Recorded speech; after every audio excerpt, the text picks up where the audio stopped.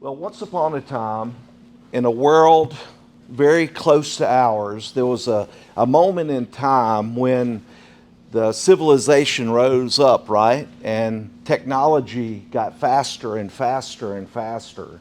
And they started, getting fast processors and a lot of what we'll call a lot of data retention. And ultimately, what came out of that was artificial intelligence, right?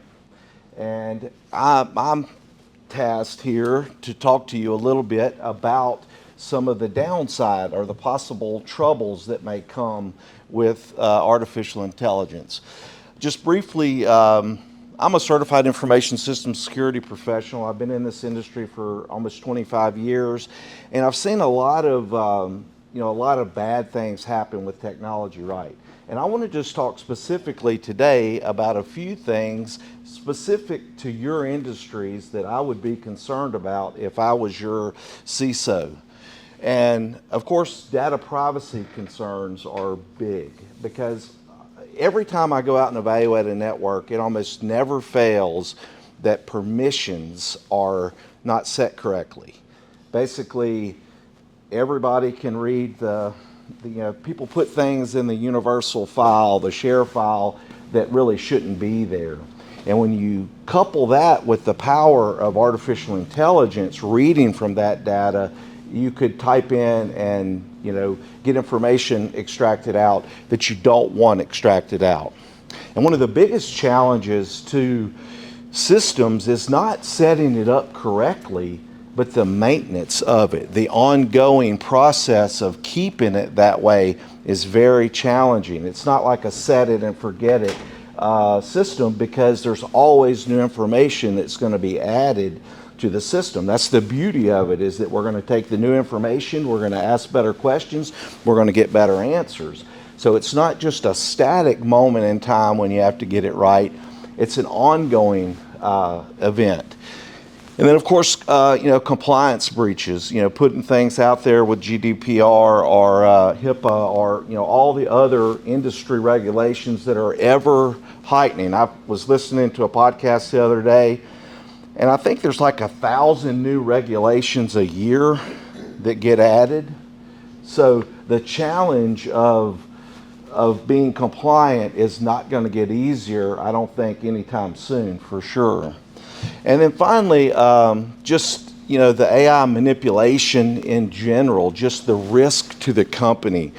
Used to be when you saw I think 92% of breaches come through email.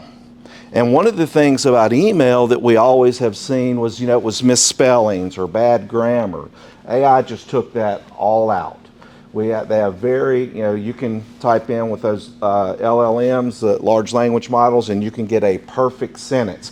And if you're smart, and if you can ask, really the trick here is asking better questions, you get better answers. You can craft emails based off of the way someone speaks, or if there's data out there on that particular person, you can write like they do. So very powerful what we can do with AI. And then finally, especially for you guys, I think in general people think of AI as this big cloud monster that is a singular engine that does all this work. But in reality, a lot of you people have already spoken today, and you have your own AI bot, right? You have your own algorithm that you're using. That is extremely valuable. And how that's secured could mean a lot, and it could mean a lot for on a lot of different levels. Tesla just, I think, settled a lawsuit where one of their engineers stole some code for driving, like automation in driving.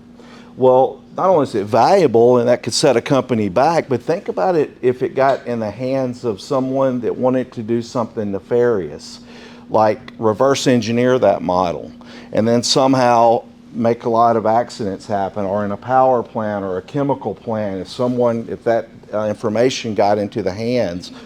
One of the coolest cybersecurity things that I can think of, it's old, it's Stuxnet, where the Israelis dropped a USB key in the parking lot on an Iranian nuclear plant, and they knew they had Siemens controllers, and it changed the programming, and it changed the speed at which the centrifuges were running, and that put them back a couple years. So again, something that could give you misreadings and could, cause an explosion or whatever. Really some major things that are out there, and the value of what you're building, you don't want to neglect it. And the data that you're putting in, you want to make sure that it's being managed correctly. Also, there's a lot of other GPT engines out there that do nothing but nefarious things. One is Worm, and the other one is Fraud GTP and GPT, and they basically their whole design is for fraud. It is kind of like the dark web, the Onion browser for the dark web. Some of you may not know that. That's where the dark web lives. That's how you access the dark web. And with these models, they are specifically designed for fraud, and they take away a lot of the controls where like with OpenAI, there's some things that they will limit, like you can't pull data that's real recent. So there's some limitations, whereas this, you literally can go here and talk about writing a malicious code or talking about an email fraud. They'll give you links to where you can download the payload so that you can remote access computers. And again, you use this technology, and I often say it's really about the one who's going to win is who asks the best questions, right? And if you can ask great questions and you can design a fraud using this, it's going to accelerate the risk and the frequency of risk. And if you look out over the models that they're projecting on successful cybersecurity breaches, it's about a 300% to 400% increase over the next 5 years. And they're going to use AI to accelerate that. So we've got to be really hyper vigilant. I would recommend, go back to your CIO and say, hey, look, we probably ought to block some of this from within our facility. Be proactive in your approach to, of course they could go home and maybe do this or that, but think about it from a standpoint of what could get out of my facility. Blocking Dropbox, these are very practical things. You don't want to have it to where someone can sit within your facility and steal your data by putting it into their personal Dropbox account. A lot of those things could be easily controlled if you kind of have that mindset. Of all the things that worry me personally about AI, and I mean, we talked about this, it could devastate a business, it could wreck an industry, it could cause a big catastrophe in the market. What bothers me more about it is who controls the AI. Especially, of course, in a lot of these scenarios, you guys are controlling it yourself. But in general, for humanity, this is a quote from St. Augustine: in the absence of justice, what is sovereignty but organized robbery? And what he's speaking to here is really someone in a position of power and exploiting that power to their ends, basically robbing from the people. And this, to me, as humans, is the most concerning thing, is like misinformation. There's a new term out for misinformation, and it's not necessarily not true. It just doesn't fit the narrative.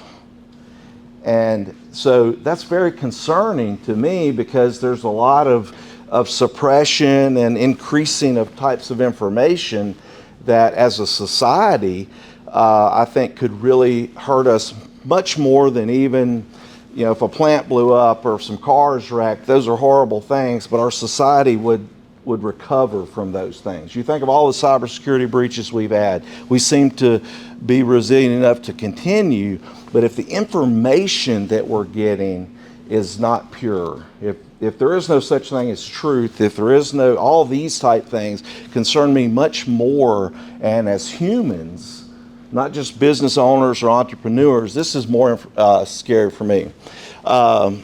It's really that control of that algorithm. And then we have to always remember also that the way AI works is if you put it into a pool of bad data, it's going to give you bad answers. And if there's a lot more bad data than good, it's going to be elevated in giving you a bad answer. So there's a lot of inaccuracy that you'll find in AI if you really start playing with the models. And I played with a few, and some are getting better. I'm kind of excited about the one that Elon Musk is putting out. That one he'll probably surpass OpenAI, and I would suspect by Q1 or Q2 of next year. And I believe that just the way that dude operates, right? He's gonna blow the doors off of it. It's gonna get a lot better, a lot faster. So keep your eye out for if you want to try that one out. You get it. You have to pay for it, but with a premium subscription of X, you can pay for it. Also, what worries me is the dependence on AI and automation, right?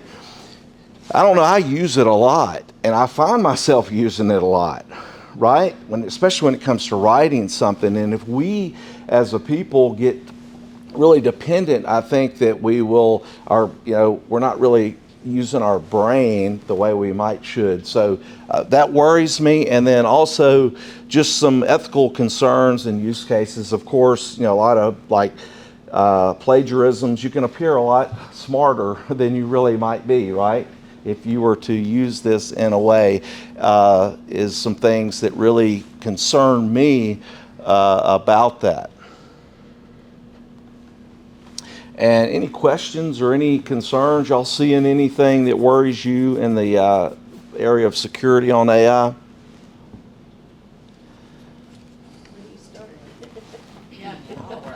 So if you use ChatGPT or whatnot on your work computer, and we're not a huge plant, small network, how do you protect yourself from, I've heard that they can, I don't know, I've heard all kinds of crazy things. There's the ability, I don't know how much y'all use it, but you can upload documents to ChatGPT and have that influence what the output.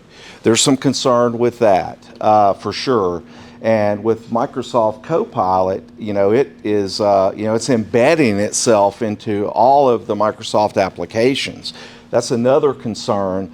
And if you buy a premium subscription of Copilot, you can basically point it at your own data set and have your own AI internally.